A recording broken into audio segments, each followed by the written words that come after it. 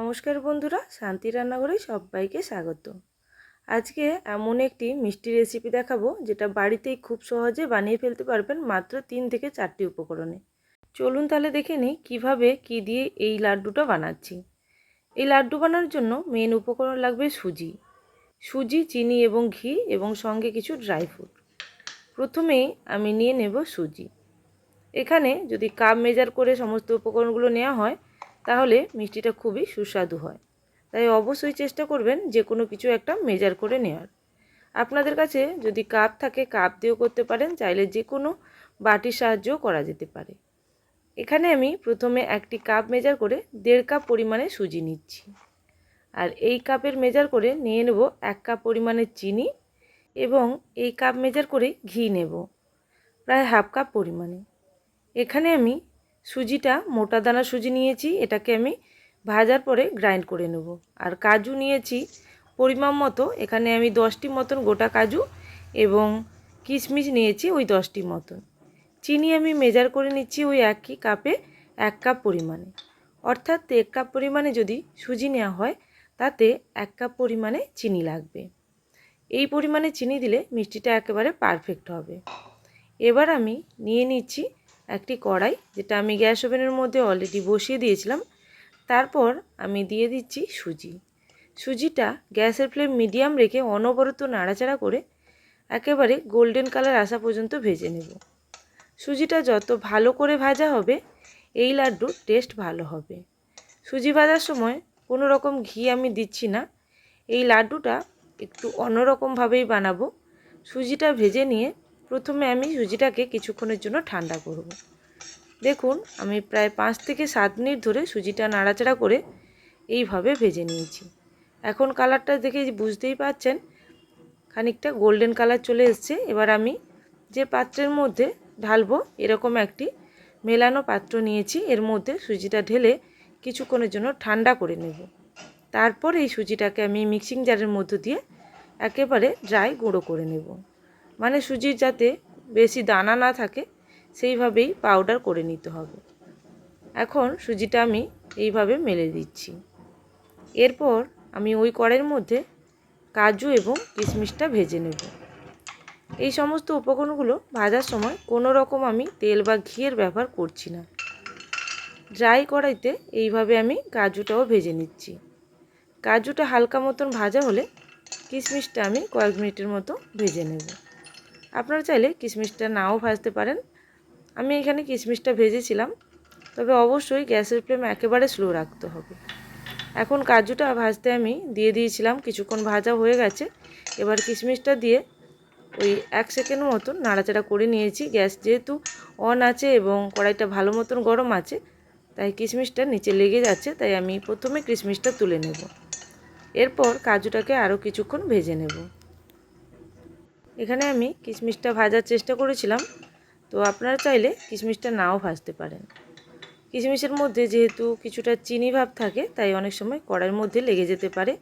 ঘি না থাকলে এই কিশমিশটা ভাজা ঠিকঠাক হয় না, তাই আমি কিশমিশটাকে আলাদা করে তুলে নিচ্ছি। এরপর কাজুটাকে আর কয়েক মিনিট ভেজে নেব, গ্যাসের ফ্লেম একেবারে স্লো রেখে। অবশ্যই খেয়াল রাখতে হবে কাজুটা যাতে পুড়ে না যায়। এখন কাজুটাকে আমি কয়েক মিনিট ধরে ভেজে নিয়ে এটাকে একটি প্লেটের মধ্যে তুলে ঠান্ডা করে নেব। সমস্ত কিছুই ঠান্ডা করে নিয়ে তারপরে আমি মিক্সিতে ব্লেন্ড করব বা মিক্সিতে গুঁড়ো করব। এখানে আমার কাজুটাও এখন ভাজা হয়ে গেছে, এটাও আমি তুলে রাখছি। এদিকে যে সুজিটা আমি এতক্ষণ ঠান্ডা করেছিলাম সেটাও ঠান্ডা হয়ে গেছে। এবার আমি মিক্সিং জারের মধ্য দিয়ে সুজিটাকে গুঁড়ো করে নেব সবার প্রথমে। তবে সুজি গুঁড়ো করার আগে আমার মনে হলো চিনিটা গুঁড়ো করে নেওয়া উচিত, তাই চিনিটা আমি গুঁড়ো করে নিচ্ছি। অবশ্যই দেখে নিতে হবে চিনির মধ্যে কোনো রকম নোংরা থাকলে সেটাকে বেছে নেব এবং 2টো এলাচ দিয়ে চিনিটাকে গুঁড়ো করে নিচ্ছি। চিনিটাও একেবারে পাউডার এবং যাতে একেবারে মিহি হয় সেইভাবে আমি গুঁড়ো করে নিচ্ছি। এখন চিনিটা আমার গুঁড়ো হয়ে গেছে। এবার আমি চিনিটাকে একটি পাত্রের মধ্যে ঢেলে নেব। চাইলে যে পাত্রের মধ্যে আপনারা লাড্ডুটা বানাবেন সমস্ত উপকরণগুলো একই পাত্রের মধ্যে ঢেলে নিতে পারেন। এবার আমি চিনিটাকে নামিয়ে নিয়ে এরপর আমি কিশমিশ এবং কাজুটাকে কিছুটা গুঁড়ো করে নেব। একেবারে মিহি গুঁড়ো করব না, কিছুটা দানা দানা থাকবে এই রকম গুঁড়ো করে নেব। দেখুন এইভাবেই কিন্তু আমি গুঁড়ো করে নিচ্ছি। একেবারে মিহি করে গুঁড়ো করা যাবে না, তাতে এই লাড্ডুর মধ্যে যখন এই কিশমিশ এবং কাজুটা মুখের মধ্যে পড়বে খেতে খুব ভালো লাগবে। অবশ্যই এইভাবে গুঁড়ো করে নিতে হবে। এরপর একেবারে শেষে আমি সুজিটা গুঁড়ো করে নিচ্ছি। সুজিটাকে অবশ্যই কিন্তু কিছুটা একেবারে মিহি করেই গুঁড়ো করতে হবে। যতটা সম্ভব পারা যায় মিহি করে গুঁড়ো করে নিলে এই লাড্ডু খুব ভালো হয়। দেখুন সুজিটা আমি গুঁড়ো করে নিয়েছি। এবার আমি চিনিটা মিশিয়ে নেব। এবার এক এক করে সমস্ত উপকরণগুলো মিশিয়ে নেব। চিনি, সুজি এবং ড্রাই ফ্রুটগুলোও মিশিয়ে নিয়েছি। এখানে চাইলে আপনারা অন্য যে কোনো ড্রাই ফ্রুটও দিতে পারেন। আমার কাছে যেটা অ্যাভেলেবেল ছিল ওটাই দিয়েছি। এরপরে এগুলোকে হালকা হাতে মিশিয়ে নিলাম। এরপর আমি কিছুটা ঘি গরম করে নেব। এখানে আমি হাফ কাপ মতন ঘি নিয়েছি। যদি প্রয়োজন হয় আবার নিতে পারবো, কিন্তু খুব বেশি গরম করে বা খুব বেশি একসঙ্গে আমি ঘি গরম করছি না। এখানে হাফ কাপ মতন ঘি নিয়ে গরম করে নেব। যাতে ঘিটা ভালো মতন গরম হয় সেটা খেয়াল রাখতে হবে, এবং পুড়ে যাতে না যায় সেটাও খেয়াল রাখতে হবে। ঘিটা ভালো মতন গরম করে নিলে চিনির মধ্যে দেওয়ার সঙ্গে সঙ্গে চিনিটা ভালো মতন গলতে শুরু করবে এবং একটা বাইন্ডিং তৈরি হবে। এইভাবে গরম ঘি দিয়ে আমি প্রথমে, যেহেতু গরম ঘি দিয়েছি হাতের সাহায্যে মেলাতে পারবো না, তাই আমি প্রথমে স্পুনের সাহায্যে এইভাবে মিলিয়ে নিচ্ছি। এবার ঘিয়ের যখন টেম্পারেচারটা হাত দেওয়ার মতন অবস্থায় আসবে তখন আমি এরপর হাতের সাহায্যে ভালো করে সব কিছু মিশিয়ে নেব। এই লাড্ডু বানানোর সময় চামচ দিয়ে হবে না, অবশ্যই হাত দিয়েই বানাতে হবে। তাই প্রথমে স্পুনের সাহায্যে করলেও আমি একেবারে শেষে হাতের সাহায্যে খুব ভালো মতন মেখে নিচ্ছি। আর ঘিয়ের পরিমাপটা একেবারে অল্প অল্প করে দিতে হবে। খুব বেশি ঘি দিয়ে দিলে কিন্তু এই ঘিয়ের জন্য অতিরিক্ত ঘি হয়ে গেলে এটা একেবারেই কিন্তু লাড্ডু বাইন্ডিং আসবে না, লাড্ডুটা একেবারে গলতে শুরু করবে। যেহেতু এখানে চিনি আছে তাই অবশ্যই পরিমাপ মতো দিতে হবে। আমি যে পরিমাণ ঘি নিয়েছিলাম পুরো ঘিটা কিন্তু আমার এখানে লাগেনি, প্রায় এখানে 1/4 কাপ মতন ঘি লেগেছে।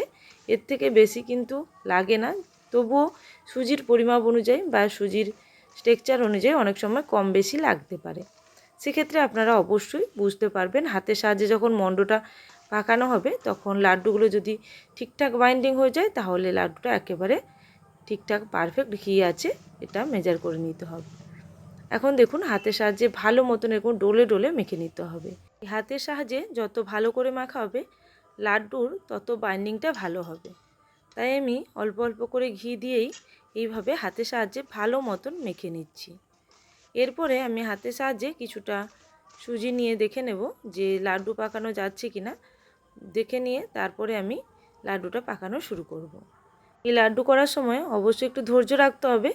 একেবারেই হয়তো প্রথম দিকে মনে হতে পারে যে লাড্ডুটা গোল হচ্ছে না বা লাড্ডুটা ভেঙে যাচ্ছে, কিন্তু হাতের সাহায্যে ভালো মতন চেপে চেপে এইভাবে ঘুরিয়ে নিলে দেখবেন লাড্ডুটা পারফেক্টলি রেডি হয়ে যাবে।